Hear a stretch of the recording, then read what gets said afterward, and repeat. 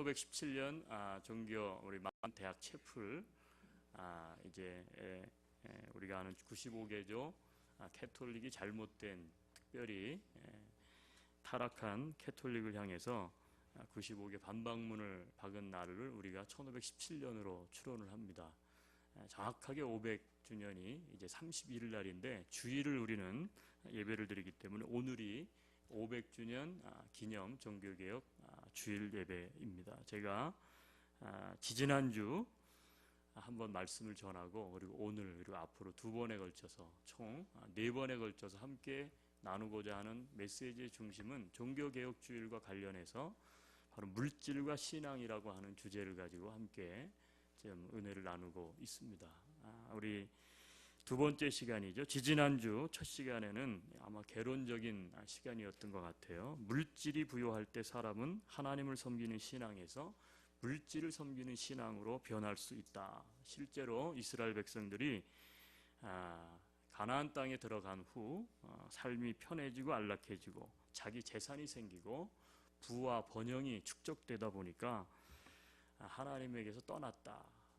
그래서 하나님의 염려가 무엇이었는지를 우리가 살펴보았습니다. 지난 두 주간 우리 종교개혁 순례팀들이 유럽 5개국 우리 종교개혁자들의 숨결이 담겨있는 장소를 순례하면서 왜 그들이 카톨릭에 대해서 개혁운동을 일으킬 수밖에 없었는지에 대해서 많은 부분 우리가 뼈저리게 느끼고 배울 수 있는 특별한 시간을 가졌습니다. 종교개혁이 일어난 지 500년 전입니다. 오늘날 우리가 살아가는 기독교 안에 많은 사람들이 염려가 많죠. 염려가 많아요. 세상이 지금 교회를 염려하는 시대를 우리가 살아가고 있는데 그 이야기는 우리 안에도 부패하고 타락한 모습들이 너무 많다는 것이죠.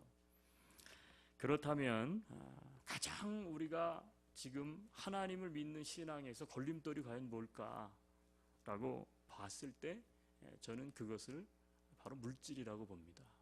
물질. 기술 자본주의 시대에 우리는 상당히 윤택해졌어요. 그런데 놀라운 사실은 뭐냐면 오늘날 교인이 많아지고 기독교가 강성해지고 세계 종교 1위 기독교죠.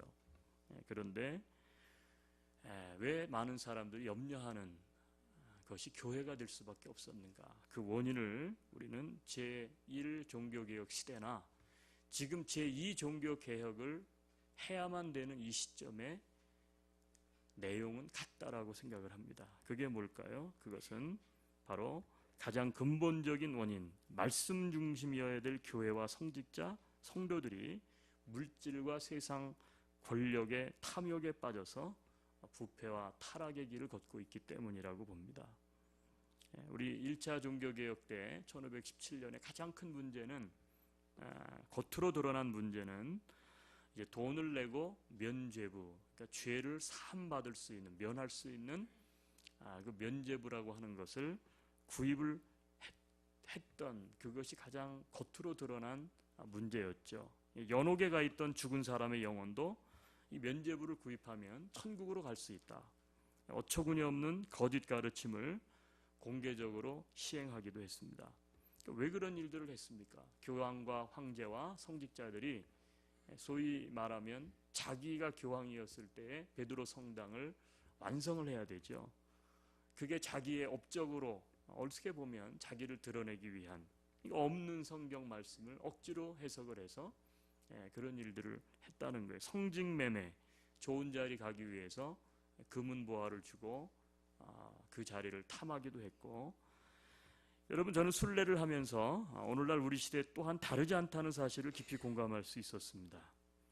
우리 한국의 또 지금 가장 대표적인 교회, 세계에서 10대 안에 들어가는 또 하나의 교회가 지금 담임 목사 직을 이제 아들에게 세습하는 문제 때문에 지금 연일 하여튼 기독교 안에서도 그리고 기독교 밖에서도 지금 논란이 많고 힘든 시대를 우리는 지나가고 있습니다. 여러분 우리는 많은 부분 하나님을 이용해서 물질을 추구하고 숭배하는 경향들이 있어요. 그렇기 때문에 중세기가 아니라 오늘날 어떤 특별한 사람들이 아니라 바로 내 자신에게도 제2의 종교개혁이 일어나야 한다고 믿습니다. 물질을 섬기는 신앙으로 변질되어 가고 있는 크리스천들의 모습 때문에 하나님의 염려가 크신 시대를 살아가는 우리에게 그래서 더욱 필요한 게 뭐냐? 그것은 올바른 물질관을 가지는 것입니다. 이 물질에 대한 신앙, 이 물질을 해석하고 바라볼 수 있는 우리 나름대로 가지고 있는 신학 혹은 철학, 가치관, 그것이 참 중요하다고 생각해요. 그래서 오늘은 두 번째로 첫 번째 시간은 우리가 하나님의 염려가 뭐였는지, 물질에 대한 염려였죠. 오늘은 두 번째, 그렇다면 과연 우리 그리스도인들은 물질을 가져야만 하는가, 부를 소유해야만 하는가, 소유해야 한다면 얼마나 가져야 될까? 이 문제에 대해서 함께 좀 은혜를 좀 나누고 싶습니다. 여러분 한번 질문을 던지고 싶은데, 여러분은 얼마를 가져야 만족하실 수 있을 것 같아요? 신앙인은 도대체 어느 정도의 물질을 가져야 성경적으로 좀 합당한 신앙을 가질 수 있을 것 같습니까? 얼마가 필요하세요? 얼마? 한 어느 정도 있어야 됩니까? 그래도 목사님, 이민생활 가운데는 리스크가 상당히 많으니까 그래도 내가 한 어느 정도 있어야 되죠? 2 밀리언? 너무 적게 잡았나? 제가? 어느 정도 있어야 되겠어요? 여러분, 물질은 없어도 문제죠. 그런데 많아도 문제예요. 그렇다면 도대체 얼마를 가져야 될까? 부의 목표에 대한 성경적 기준은 무엇일까? 제가 오늘 Financial Goal, 우리가 가져야 될 부는 도대체 그리스도인이라면, 신앙인이라면 어느 정도를 소유해야 될까? 성경은 뭐라고 말씀하실까? 같이 한번 보겠습니다. 이미 성경을 다 읽으셔서 해답을 다 아시고 눈치가 빠르시기 때문에 그렇지만 다시 한번 보죠. 8절 보겠습니다. 8절. 자, 우리 8절 보면 곧 헛된 것과 거짓말을 내게서 멀리하옵시며 나를 가난하게도 마옵시고 부하게도 마옵시고 오직 필요한 양식으로 나를 먹이시옵소서. 잠언입니다. 잠언은 누가 기록했습니까? 솔로몬이요. 솔로몬은 왕이었고 솔로몬 시대만큼 부귀영화가 충만했던 시대가 없어요. 그러니까 세상 권력을 다 소유했고 그리고 물질도 가장 많이 가졌고 금은보화 명성뿐만 아니라 모든 것을 다 누리고 있었던 이 솔로몬이 잠언서에 기록하기를 뭐라고 그랬냐면 많으면 많을수록 좋다, 그렇게 이야기하지 않아요. 그가 이야기하기를 나를 가난하게도 마옵시고 부하게도 마옵시오 오직 필요한 양식으로 나를 먹이시옵소서. 여러분, 여기서 우리 그리스도인들이 이 물질에 대해서 도대체 우리는 어느 정도 물질을 소유해야 될까라고 하는 첫 번째 원리를 발견하게 돼요. 여러분, 소유의 분량, 아마 사람마다 다 다를 거예요. 사람마다 다 다를 거예요. 그런데 첫 번째 가이드라인은 뭐냐면 그것은 배고픔과 가난 사이, 이것이 첫 번째 우리 그리스도인들이 가져야 되는 부에 대한 목표여야 된다는 거예요. 가난과 부 사이, 가난한 자와 부자 사이 얼마일까요? 다 다르겠죠. 그리고 그 뒤에 덧붙이기를 오직 필요한 양식으로 나를 먹여달라, 이렇게 솔로몬 왕은 이야기합니다. 여러분, 어떤 분들은 너무 소박한 삶이 아닌가 반문할지도 모르겠어요. 아니, 기독교인들이 많이 가지면 좋지 뭘 그걸 가지고 그렇게 소박하게 소극적으로, 너무 소극적인 물질관으로 말하고 있는 건 아닌가. 그런데 생각해보면 이것은 잠언 기록했던 솔로몬, 잠언서 기자만이 그렇게 이야기한 게 아니에요. 여러분, 우리는 예수님을 따라가는 사람들이죠. 근데 예수님께서 너희는 이렇게 기도하라, 이렇게 하면서 주기도문, 그렇죠? 예수님이 가르쳐 주신 우리가 기도해야 될 기도의 내용 가운데 뭐라고 말씀하셨냐면 오늘날 우리에게 일용할 양식을 주옵시고, 이렇게 이야기했어요. 아니, 예수님이 좀 더 쓰시지, 우리말로. 뭐 일용할 양식을 내려주옵시고 이렇게 기도를 하라 그러나, 아니, 그러지 말고 좀 대박나게 하시고, 그렇지 않아요? 좀 대박나게 하시고, 모든 일이 잘 되게 하시고 성공하게 하시고 2등도 필요 없고 1등이 되게 하시고 뭐 그렇게 하라고 그래야 되는 거 아닌가? 아니, 그렇지 않아요. 예수님이 뭐라 그랬냐면 일용할 양식을 구하라 그랬어요. 일용할 양식. 예. 여러분, 종교개혁이 일어났을 때 왜 교회와 성도와 성직자들이 타락을 했습니까? 왜 중세기에 기독교는 오히려 암흑기라고 표현을 합니까? 이해가 될 수 없지만 중세기 때의 기독교는 최고의 전성기를 누렸을 때예요. 오히려 초대교회를 비롯해서 AD 313년 콘스탄틴 대제가 기독교를 국교로 공인하기 전에는 예수를 믿는 것은 가난이에요. 예수를 믿는 것은 핍박이었고 예수를 믿는 것은 고통이었어요. 왜? 박해가 있었기 때문에. 그런데 기독교가 공인이 되고 나서 오히려 기독교는 번성하기 시작했어요. 수많은 성당들이, 캐서랄들이 지어지기 시작했고 교회는 힘을 가지기 시작했어요. 권력도 가지기 시작했어요. 심지어 교황이 황제를 임명하는 시대를 살아가요. 물질이 얼마나 많았으면, 그렇죠. 여러분 한번 이태리를 비롯해서 유럽을 투어해 보면 관광지는 거의가 다 뭐예요? 성당이에요, 성당. 도대체 얼마나 화려하고 얼마나 아름답게 지어져 있는지. 그렇지 않아요? 지금 시대가 이렇게 오래 지났음에도 불구하고 가보면 깜짝깜짝 놀라죠. 와, 이 많은 돌들을 도대체 어디서 가져온 거야? 이 많은 이 예술 작품들이 도대체 어떻게 이렇게 너무나 아름답고 너무나 웅장하고,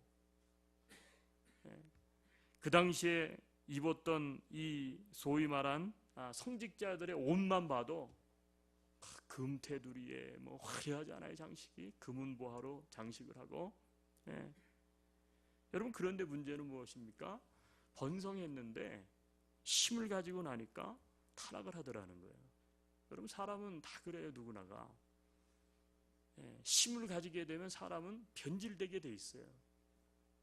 그래서 한번 따라해 봅시다. Money is killer.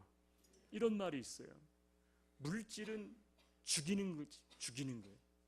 여러분, 행복했던 가정에도 이상하게 물질이 많아지면요, 이상하게 부부 사이가 깨져버려요.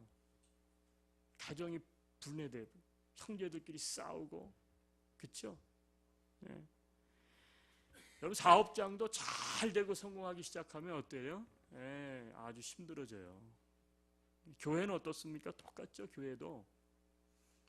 교회가 언제 가장 행복하느냐 하면, 교회가 언제 행복할까? 저는 이제 교회에서 목회를 하는 사람이니까, 여러분들은 사회 전문가지만 저는 사실은 목회 전문가 아닙니까? 제가 교회를 많이 보고 연구를 많이 하잖아요. 근데 가만히 보니까 교회가 가장 교회스럽고 가장 그러면서 너무 힘들지도 않고 괜찮고 그러면서도 순수하고 건강한 교회가 언제일 것 같아요? 언제? 지금 저희 교회 요 사이즈와 요 분위기가 제일 행복할 때예요. 교회 성장 전문가들이, 도널드 맥가브란이라는 분이 교회 성장 연구만 평생 하신 분이에요. 세계에 있는 모든 나라의 교회들을 전부 연구를 해서 데이터로 분석을 했는데, 가장 교회가 건강할 때가 언제냐? 250명, 회중이 250명에서 350명 정도 모일 때, 요때가 교회가 가장 건강하다는 거예요. 왜냐하면 100명 이하가 되면 교회가, 예를 들면 선교적 교회, 뭐 예를 들면 좀 가난한 사람 도와주고, 근데 그게 안 되는 거예요. 너무 약하니까. 근데 이게 350을 넘어가고 500명 뭐 이렇게 넘어가기 시작하면 교회가 어떻게 돼? 힘을 가지기 시작해. 힘을 가지기 시작하면 변하는데, 누가 제일 먼저 변할까요? 그래도 그렇게 직접적으로 얘기하시면 어떡해. 목사님이 변한답니다. 맞아요. 다 우리 목회자들이 다 잘못했기 때문에 일어난 일이니까. 목회자가 제일 먼저 변하고요. 정답이에요. 그리고 누구도 변해요? 교인들도 변해요. 이게 오늘날 비극이에요. 비극입니다. 변하는 거예요. 예수님의 가르침, 이 예수님의 기도 안에는 왜 일용할 양식을 내려달라고 기도했는가? 그것은 단순히 어떤 먹을 거를 달라는 기도가 아니라 일용할 양식이라는 하는 것은 굉장히 이 안에 심볼리즘이죠. 여러분, 오늘 이 솔로몬 부귀영화를 누렸던 그도 마찬가지예요. 솔로몬도 말년에는 타락하지 않습니까? 하나님을 떠납니다. 여러분 뭐 후궁까지 합쳐가지고 와, 뭐 1000명의 여인을 둔 사람이죠. 솔로몬 시대에 성전 안에 있는 모든 기명, 모든 물품들은 전부 순금이어서 순금. 얼마나 화려하고 그리고 힘을 가져 있는지. 무역업을 또 이 솔로몬은 했잖아요. 무역업을 아프리카로부터 뭐 온 심지어 동물들까지 수입을 하셨어. 이분이 동물들도 쫙 스페인까지 배를 보내가지고 뭐 희귀한 거 다 모았고요. 외국에서 사신들이 와서 솔로몬에게 지혜를 배우려고 와서 무릎을 꿇고요. 하여튼 대단했던 거예요. 근데 그가 다 해보고 나서 결론 내린 말씀이 뭐냐? 야, 너무 가난해도 안 되겠지만 너무 부해도 안 되겠다. 이 고백을 한 거예요. 여러분, 우리 그리스도인들의 부에 대한 가이드라인은 첫 번째 배부름과 가난 사이예요. 그러면 배부름과 가난 사이가 도대체 어딜까? 가난한 쪽이 더 가까운가? 부자인 쪽이 가까운가? 부자라면 도대체 얼마를 가져야 부자일까? 이건 다 다른 거예요. 사람마다 다 다른 거 아닙니까? 시대마다 다른 거 아니에요? 사람마다 다르고, 어떤 사람은 다른 사람보다 정말 많이 가지고 있어서 부자예요. 근데 본인은 자기를 부자라고 생각하지 않아요. 그 사람은 아직도 부자가 아닌 거죠. 다 다른 거예요. 그러나 성경에서 말할 때 여러분, 우리는 이 사실을 좀 새겨야 됩니다. 배부름과 가난 사이. 왜 좀 더 적극적으로 부자가 되게 해달라고 구하라 그렇게 가르치지 않으셨을까? 여러분, 그 해답은 본문 다음 9절에 나와 있는데, 또 9절 말씀은 두 번째 부의 목표를 설명하고 있는 말씀입니다. 9절 다시 한번 보겠습니다. 혹 내가 배불러서 하나님을 모른다 여호와가 누구냐 할까 하오며, 혹 내가 가난하여 도둑질하고 내 하나님의 이름을 욕되게 할까 두려워함이니이다. 물질 소유의 첫 번째 기준이 배부름과 가난 사이라면, 두 번째 기준은 뭐냐면 하나님을 아는가 모르는가 사이다. 성경은 그렇게 이야기해요.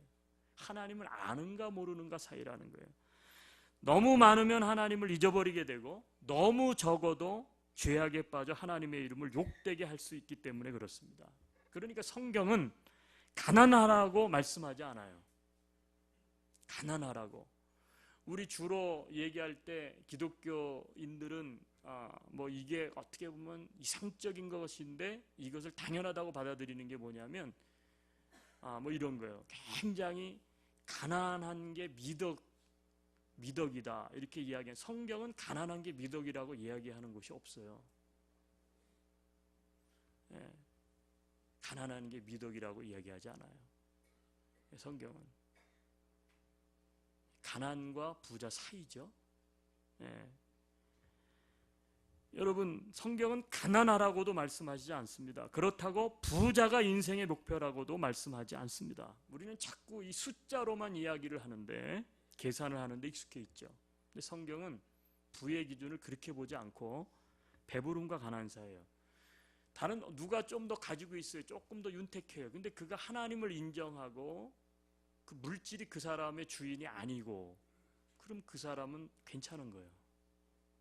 근데 그 사람보다 덜 적게 가진 사람이 하나님을 인정하지 않아요. 주인이 물질이에요. 그러면 그 사람은 부자인 거예요. 성경은 그렇게 이야기하고 있어요. 배부름과 가난 사이, 하나님을 아는가 모르는가 사이가 바로 우리가 얼마나 가져야 할 것인가의 기준이라는 거예요. 자, 그렇다면 왜 이렇게 보는 것이 중요한지를 우리가 좀 더 볼 필요가 있는데, 오늘 본문은 주보에는 없는데 우리 성경을 한번 다시 여셔야 합니다. 전부 다. 자, 누가복음 16장을 한번 가보겠습니다. 누가복음 16장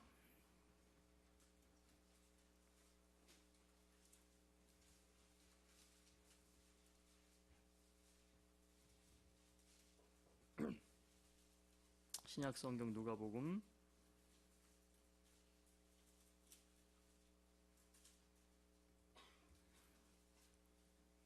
'몇 절을 좀 보겠는데 성경을 좀 보시길 바랍니다. 16장 1절 같이 한번 보죠. 또한 제자들에게 이르시되 어떤 부자에게 청지기가 있는데 그가 주인의 소유를 낭비한다는 말이 그 주인에게. 자, 16장 여러분이 가진 성경은 이제 주제별로 단락별로 제목이 다 나와 있어요. 원래 성경은 그렇게 안 돼 있는데 16장 여러분이 가진 성경은 몇 단락으로 나눠져 있죠. 지금 읽은 1절은 제자들에게 예수님께서 직접 하신 말씀인데 무슨 내용이라고요? 어떤 부자에게 청지기가 있다. 청지기는 뭐 주인의 것을 맡아 가지고 있는 사람이죠. 예. 근데 그 주인의 소유를 낭비한다는 말을 듣고 예수님께서 이제 비유로 얘기하는 거죠. 그러면서 뭐 쭉 그 내용이 나와요. 자, 청지기 비유입니다. 청지기 비유. 자, 14절로 가보면 그 비유가 끝나고 나서 14절로 또 다른 사람이 나오죠. 누가 나옵니까? 바리새인들은 돈을 좋아하는 자들이라 이 모든 것을 듣고 비웃었다. 예수님이 비유로 말씀하셨는데 그걸 듣고 비웃었어요. 근데 그 바로 윗절을 보셔야 되는데, 자, 13절을 한번 보죠. 같이 읽어요. 집 하인이 두 주인을 섬길 수 없나니 혹 이를 미워하고 저를 사랑하거나 혹 이를 중히 여기고 저를 경히 여길 것이. 그 다음에요. 너희는 하나님과 재물을 겸하여 섬길 수. 자, 16장은 지금 무슨 말씀을 하고 싶으신 거죠? 예수님이 물질을 얘기하고 싶으신 거예요. 물질을 맡아 가지고 있던 청지기가 어떻게 해야, 어떤 청지기가 지혜롭냐, 물질에 대한 이야기를 하고 계신데, 그 청지기 비유를 드시고 나서 끝부분에 뭐라 그러냐면 너희는 하나님과 재물을 겸하여 섬길 수 있다 없다? 없다. 겸해서 섬길 수 없다. 이렇게 이야기를 하셔요. 부정적으로 이야기하십니다. 자, 그러면서 14절에 다시 보면 누구를 이야기하시죠? 바리새인들이 뭘 좋아한대요? 돈을 좋아해요. 바리새인들이. 바리새인은 우리가 아는 것처럼 그 당시에 종교 지도자들입니다. 바리새파, 가장 종교적인 사람들. 근데 그들이 뭐를 좋아해요? 돈을 좋아해요. 근데 이것을 듣고 나서 반응이 뭐예요? 자, 너희는 하나님과 재물을 겸하여 섬길 수 없다. 너희들이 재물을 잘 지혜롭게 사용해야 된다라는 이야기를 듣고 나서 바리새인들은 돈을 좋아하는데, 돈을 좋아하는 바리새인들이 뭐 했다고요? 긍정적인 반응입니까? 부정적인 반응입니까? 부정적인 반응이에요. 제가 오늘 물질 설교를 하면 우리 중에도 바리새인과 같은 반응을 할 수 있는 사람이 있다고 저는 생각해요. 아, 목사님이 아직 세상을 몰라. 교회도 돈이 있어야 돼요. 아, 목사님이 아직도 고생을 안 해보셨나 보다. 돈 없어 봐라. 목사님 우리가 사례 안 드리면 목사님도 어쩔 수 없을 텐데. 이민 생활 내가 오래 해봤는데 돈 없으니까 말짱.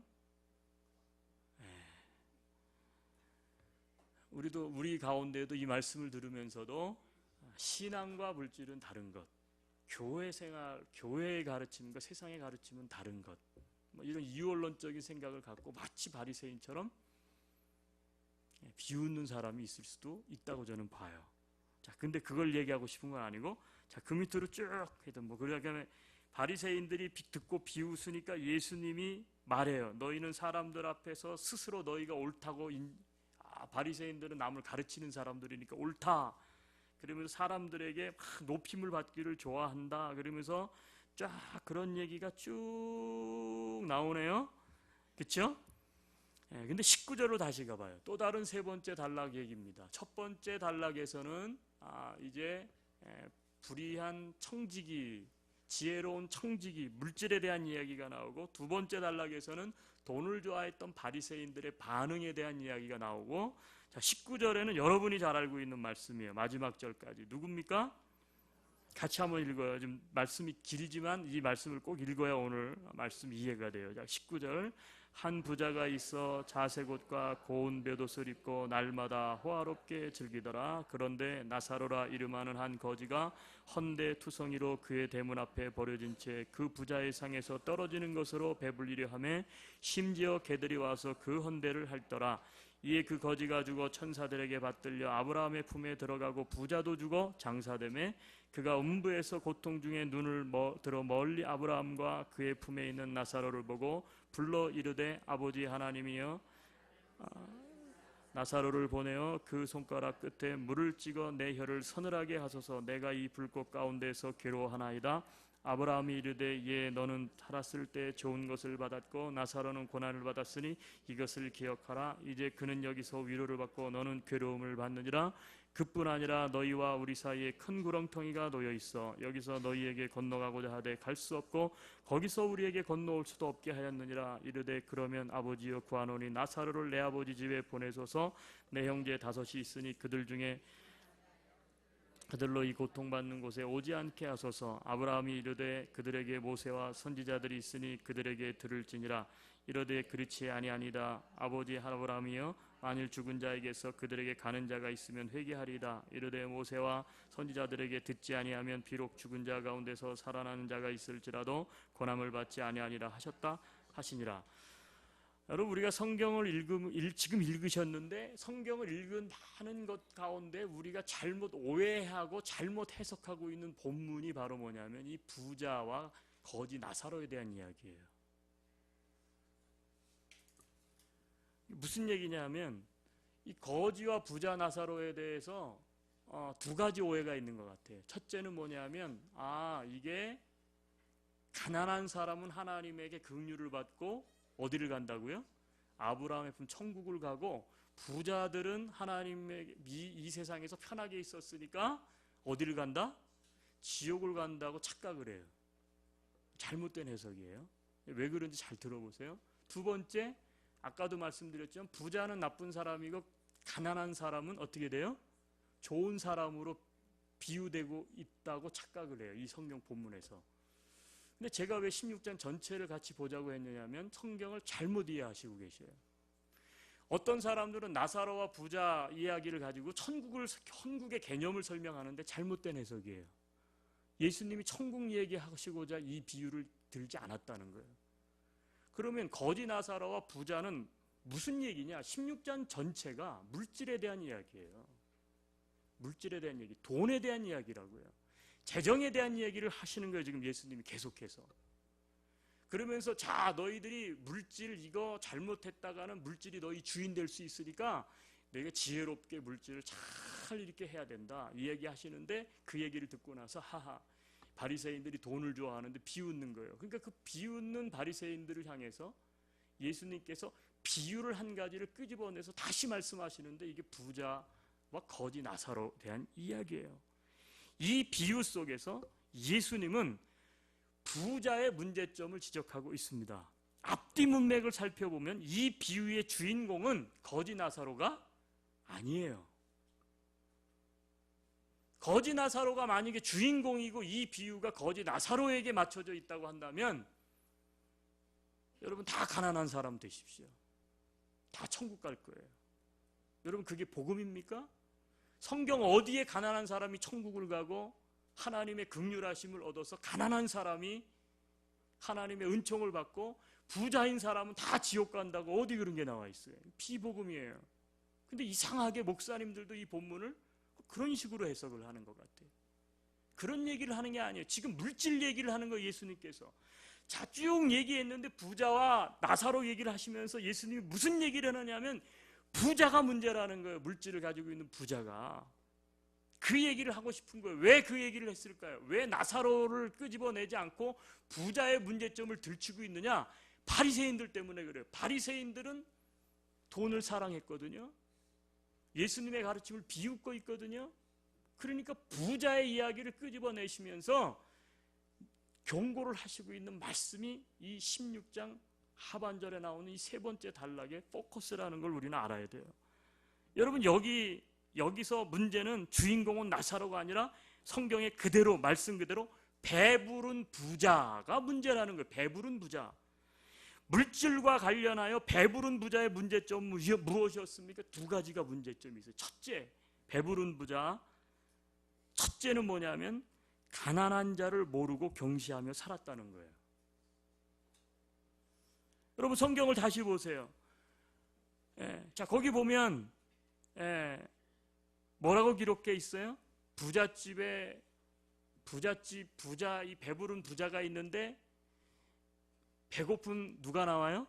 나사로가 나오는데 이 나사로가 한번 성경을 보세요. 자, 나사로 어떻게 있었다고요? 자, 19절에는 뭐라고요? 한 부자가 있어 자색 옷은 굉장히 귀한 옷감이죠. 부자들만 입는, 권력이 있는 사람들만 입는 옷이에요. 자색 옷과 고운 베옷을 입고 날마다 어떻게 해요? 화롭게 즐기더라. 그런데 나사로라 이름하는 한 거지가 헌데 투성이로 그의 대문 앞에 뭐라고 되어 있어요? 뭐라고요? 다시 뭐라고 되어 있다고요? 왜 버려진 채로 있다고 기록했죠? 그냥 거기 그냥 앉아 있는 거지. 무슨 나사로를 누가 버렸어요? 우리 개혁 성경이 좀 더 강조하기 위해서 그런 거예요.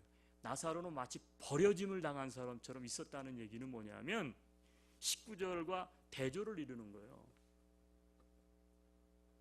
대조를 이루는 거 아닙니까? 화롭게 있는데 그렇게 배고프고 먹을 게 없고 주인의 부자상에서 떨어지는 것을 주워 먹는, 어떻게 보면 가난했던 나사로는 어떻게 했어요? 버려진 채로 있었다, 이렇게 표현하고 있어요. 성경은. 부자는 날마다 호화롭게 살면서도 날마다 대문 앞에서 구걸했던 나사로를 거들떠보지도 않았다는 거예요. 개혁 성경은 그래서 그 앞에다가 좀 과도하게 해석을 했어요. 제가 보니까 그의 대문 앞에 버려진 채 살았다 강조해요. 여러분, 부자였던 부자가 문제점이 어디에 있었느냐? 첫째, 가난한 자를 모르고 경시하며 살았다는 거예요. 여러분, 부자 되세요. 그게 죄가 아니요. 근데 여러분이 부자가 내가 좀 더 다른 사람보다 가졌다, 그렇다면 여러분들이 꼭 기억해야 될 게 있어요. 아니, 그렇게 살아야 될 게 있어요. 그게 뭐냐면 헐벗고 가난하고 눌려있고 불쌍한 사람들을 여러분이 돌보셔야 된다는 거예요. 그런데 돌보지 않고 무시하면 하나님 앞에는 그게 죄가 돼요. 두 번째는 뭐냐 하면 이 부자는 그래서 죽었는데 나사로는 아브라함의 품에 감겼다는 거예요. 천국에 갔다는 거죠. 아브라함. 근데 이 부자는 어디에 갔어요? 뭐 그 내용을 읽어보면 지옥에 갔어요. 목이 너무 말라서 제발 물을 좀 적셔가지고 나한테 한 방울이라도 좀 주게 해달라. 이게 뭘 얘기하는 거예요? 두 번째, 이 배부른 부자의 문제점은 뭐냐면 하나님도 모른 채 살았다는 것입니다. 하나님 알지도 못해. 하나님을 알려고 하지도 않았어요. 왜요? 돈이 많고 권력이 많고 배부르고 나니까 재물을 겸해서 섬길 수 없다. 너희가, 예수님이 그 위에서 얘기했던 대조적인 건데, 부자는 하나님을 섬기지 않고 재물을 섬겼다는 거예요. 그러면 꼭 이런 생각을 하시는 분들이 있어요. 그러면 나사로는 하나님을 섬겼습니까? 어디 그게 나옵니까?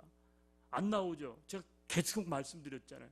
나사로는 의미가 없어요. 오늘 본문에서 나사로를 얘기하려고 하는 게 아니라 부자의 문제점을 이야기하려고 비유로 말씀하시는 거기 때문에 나사로를 생각하시면 안 되는 거예요.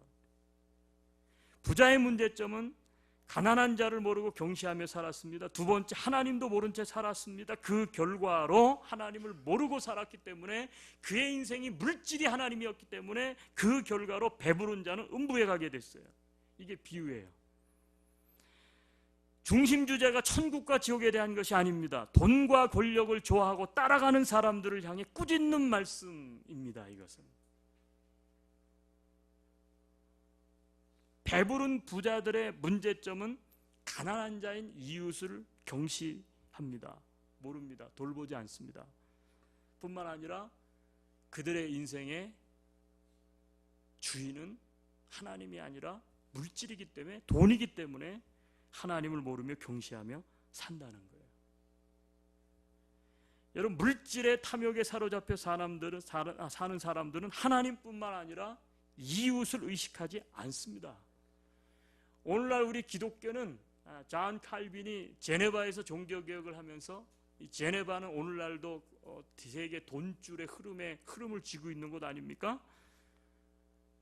직업 소명설이라는 것을 이야기를 했어요. 직업은 다 신성한 것이다. 나쁘게만 하지 말고 열심히 일해서 벌면 하나님께서 축복 산물로 알고 그것을 하나님께서 주신 소명으로 알고 열심히 벌어 살아라. 그래가지고 어떻게 되냐면 그 당시에 이것은 굉장한 센세이션한 발상이었다고요. 그러니까 어떻게 했냐면 사람들이 이제 기독교 안에서도 사람들이 상업을 하고 돈을 가지기 시작했어요. 뭐 그래서 기독교가 들어가는 곳은 다 자본주의화 되는 거 아닙니까? 근데 문제는 뭐냐면 윤택해지고 나니까 돈이 그들을 지배하기 시작을 해요. 힘을 가지게 되니까 돈 중심으로 선교하고 돈 중심으로 모든 것을 했던 교회가 어떻게 돼요? 타락을 하기 시작을 하는 거예요. 여러분 세상 역사가 이것을 잘 증명해주고 있죠. 그런데 놀랍습니다. 이것은 엄청난 죄입니다. 자, 이 두 가지가 왜 문제냐? 이 두 가지가 문제인 이유는 뭐냐면 우리가 믿는 예수님의 가르침과 정반대이기 때문에 그래요. 자, 무슨 말입니까? 예수님에게 어떤 사람이 와서 묻습니다. 당신이 하나님의 아들이요? 예, 내가 하나님의 아들입니다. 그러면 하나님께서는 하나님을 네 뜻과 마음과 정성을 다해서 주 너의 하나님을 섬기라고 하셨는데 당신이 하나님의 아들로 이 땅에 오셨고 메시아라고 하면 당신이 볼 때 당신은 도대체 우리가 어떻게 사는 것이 합당한 삶인지 가장 큰 계명이 무엇인지 좀 말씀해 보십시오. 그랬더니 예수님이 무슨 말씀을 하셨습니까? 이것이 가장 큰 계명이다. 그러면서 주 너의 하나님을 사랑하고 그리고 뭐라 그랬어요? 내 이웃을 내 몸과 같이 여기라 사랑하라는 거예요. 예수님의 큰 가르침은 예수님께서 오늘날도 우리에게 요구하시는 건 뭐냐면 주 하나님을 사랑하는 거예요. 그게 첫 번째 가장 으뜸되는 거예요. 그리고 뭐라고요? 네 이웃을 내 몸과 같이 사랑하라는 거예요. 그러니까 우리가 사랑해야 될 대상은 하나님 그리고 우리의 이웃이요. 여러분 이게 예수님의 가장 큰 가르침이고 구약에서 말하는 10계명을 둘로 나누면 4계명까지는 하나님을 섬기는 거 6계명부터 10계명까지 나머지 6계명은 이웃과의 관계잖아요. 이것을 예수님은 딱 두 개로 언급을 하셨죠. 주 너의 하나님을 사랑하고 네 이웃을 네 몸과 같이 사랑해라. 이게 가장 으뜸되는 것이고 우리 그리스도인들은 이것 때문에 존재하는 것이죠. 자, 그런데 배부른 부자는 자 봐요. 하나님도 섬기지 않았을 뿐만 아니라 문 앞에 있는 이웃도 경시하며 살았다는 거예요. 이게 굉장히 큰 문제예요. 여기에 배부른 부자로 사는 것에 대한 위험성이 있다는 거예요. 우리도 마찬가지 아니에요. 언제부턴가 우리가 그쵸? 참 재미있는 사실은 뭐냐면 좀 가난한 사람들이 가난한 사람들을 잘 돌보더라고요. 조금 덜 가진 사람들이 오히려 좀 없는 사람들을 잘 이해하고 잘 돌보더라고요. 참 놀라운 사실은 뭐냐면 우리 생각에는 돈 많아지고 윤택해지면 베풀고 다른 사람을 배려할 것이라고 생각하는데 천만에 그렇지 않아요. 더 많이 가진 사람들이 더 안 돌봐요. 여러분 이게 바로 오늘날 우리가 살고 있는 자본주의 시대 문제 아니에요? 제가 계속해서 강조했던 말이 무엇입니까? 오늘날 왜 배고파 죽어가는 사람이 있습니까? 왜 아프리카 뭐 이런 데 막 죽어가는 사람들이 있습니까? 여러분 지금 우리가 누리고 있는 가지고 있는 이 모든 것을 공평하게만 분배하면 이 세상에 굶어 죽어가는 사람은 없어요. 근데 우리는 너무나 잘 사는데 우리는 옛날에는 못 먹어서 죽었어. 근데 지금은 왜 죽어요? 너무 먹어서 죽어. 그렇잖아요. 옛날에는 먹는데 돈을 썼는데 요즘 뭐 하는데 돈을 써요? 살 빼는데 돈을 써. 다이어트 하는 돈만 다 모아도 전 세계 가난은 다 해결돼요. 뭐가 문제입니까? 바로 이게 문제 아니에요. 배부른 부자. 이웃을 경시하는 거예요. 지금 대문 앞에서 버려진 채로 먹을 게 없어서 시들시들 죽어가고 있는 이 나사로가 있는데 거들떠 보지 않는 거예요. 이 나쁜 사람이요. 나중에 뭐라 그러냐면 아브라함 품에 안겨서 하는 얘기가 저 나사로를 시켜서 우리 내 형제가 5이 아직도 죽지 않고 있는데 가가지고 이게 진짜 이게 큰 문제니까 이거를 가서 전하게 해달래. 예. 그러니까 아주 근성이 못돼 먹었죠. 부자는 자꾸 시켜 사람을. 자꾸 시켜. 뭐 네가 자기가 가서 하든가. 그렇잖아요. 이 아주 이 비유를 가만히 읽다 보면 참 재밌다고 예수님의 비유 속에. 좀 힘이 있고 막 그러면 자꾸 시켜. 그럼 교회는 그러면 안 돼요. 교회도 그렇더라고. 교회에서도 보면 조금 좀 오래 믿고 좀 사람들에게 권위를 받아가지고 이렇게 된 분들이 뭐 우리 교회는 안 그렇지만 되고 나면 옛날에는 자기가 하던 요즘 뭐예요? 자꾸 시켰어. 자꾸 시켰어. 막 이거 해, 이거 뭐 김집사 저것 좀 해. 자기가 하지. 그 왜 그래? 근성이 그래, 근성이. 부자들이 그런 근성을 가지고 있다. 이게 참 큰 문제예요. 여러분, 그런 반대로 가난한 자의 문제는 없을까? 한번 좀 터치해 봐야 되겠죠. 앞서 말씀드린 대로 방금 전에 비유의 주인공은 부자지 가난한 나사로가 아니에요. 그러니까 그 말씀 안에서 나사로를 해석하려고 하면 안 돼.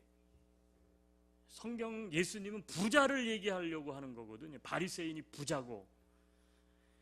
근데 가난한 자의 문제점은 오늘 본문에 보니까 문제점이 있어요. 오늘 본문을 돌아가서 잠언서 30장 8, 9절 보니까 뭐라 그랬어요? 나를 너무 가난하게도 마옵시고 부자하게도 마시옵소서. 나에게 일용할 양식을 먹고 살게 해주십시오.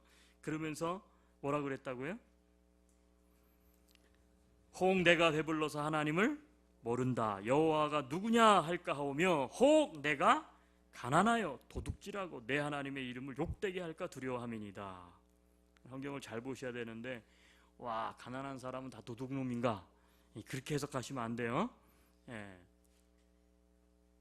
여러분이 아마 이 예화를 들으시면 좀 이해가 되실 수 있을 것 같아요. 여러분, 가난한 자는 문제점이 없을까요? 문제점이 있죠. 오늘 본문에 보면 그 문제점은 내가 가난하고 도둑질하여 하나님을 욕되게 할까 하나이다. 빅토르 위고의 소설, 잘 알려진 소설 레미제라블에 보면 아버지가 없어서 추위에 떨며 굶주리고 있는 7 조카들을 위해서 장발장이 빵 한 조각을 훔칩니다. 어쩔 수 없는 훔치는, 왜냐하면 조카들이 굶어 죽어가고 있으니까. 근데 체포되죠. 무려 19년을 감옥 생활을 하게 됩니다. 먹을 것이 없어서 빵 한 조각을 훔친다. 이게 오늘날 우리 시대에는 이해가 안 되는 얘기지만 아마 아주 어렵게 살아보신 분들은 그럴 수 있다. 당연히 그럴 수밖에 없다라는 것을 아시게 될 거예요. 근데 어떻게 보면 우리는 그래서 장발장에게 많은 점수를 줍니다. 아유, 장발장 가난하니까. 가난한 사람들이 가지는 명분은 뭐예요? 가난하니까 나는 훔칠 수밖에 없어요. 근데 과연 그럴까요? 안 그래요. 장발장 소설 안에도 보면 그렇게 이야기하지 않아요. 어떻게 알 수 있습니까? 자, 훔쳤어. 19년 감옥을 살고 나왔어. 근데 그 다음에 등장하는 게 뭡니까? 감옥에서 나온 다음에? 네? 그의 도둑질은 더 이상 일어나지 않습니까? 아니잖아요. 자신에게 호의를 베풀어준 미리엘 신부님 은촛대를 훔쳐가지고 다시 어떻게 돼요? 도망을 가. 너무 가난하면 살기 위해 어쩔 수 없이 거짓말과 도둑질을 할 수밖에 없게 되죠. 장발장도 한 번을 처음에 그랬다 그러면 오케이. 근데 또 그렇다고요. 또 그래. 또 그렇지만 미리엘 신부님이 용서하고 그를 덮어줌으로 말미암아 거기서 변화가 되는 거죠. 여러분, 가난하다고 천국 가는 게 아닙니다. 가난하다고 사람들이 마음이 착한 게 아닙니다.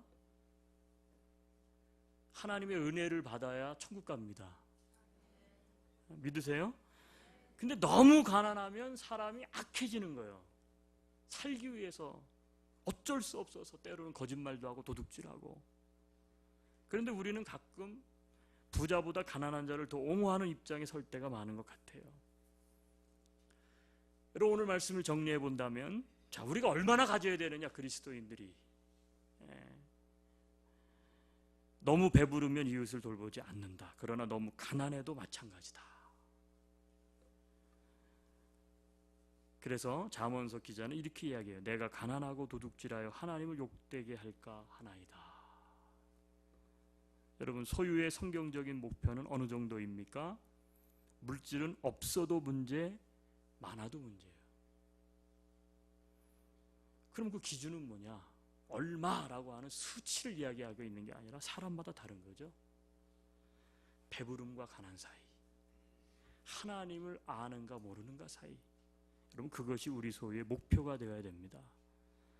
나를 가난하게도 마옵시고 부하게도 마옵시고 오직 필요한 양식으로 나를 먹이시옵소서. 왜 이렇게 기도를 했는가?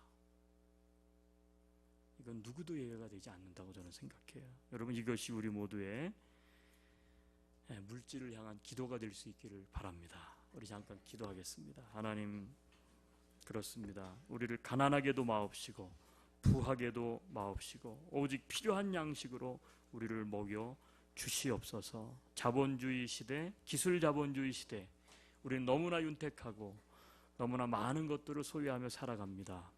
세상이 말하고 있는 가치관, 부자가 아니라 성경이 말하고 있는 가치관, 성경이 말하고 있는 아버지 하나님, 참으로 부자의 삶을 살아갈 수 있는 우리가 되기를 소망합니다.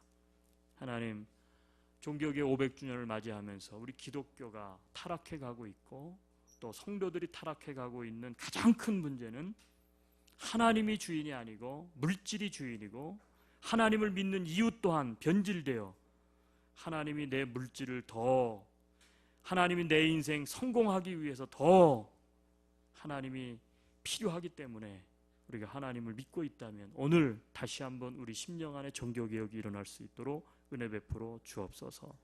가난한 자를 돌보고 하나님을 사랑할 수 있는, 하나님을 주인으로 모시고 살아갈 수 있는 우리 모든 삶이 되게 도와주시옵소서. 예수님 이름으로 기도합니다. 아멘.